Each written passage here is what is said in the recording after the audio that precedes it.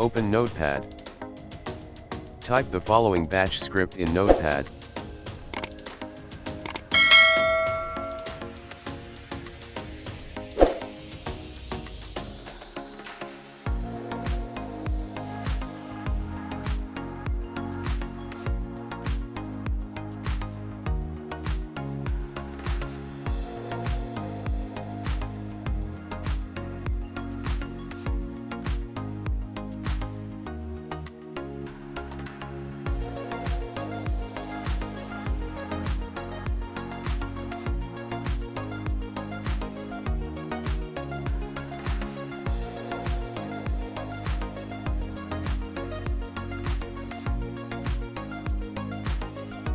Save the batch file.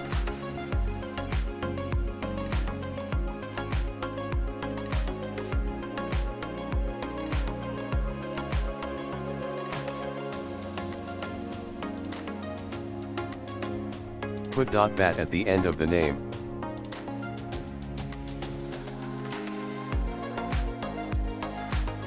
This is our batch file. Open it.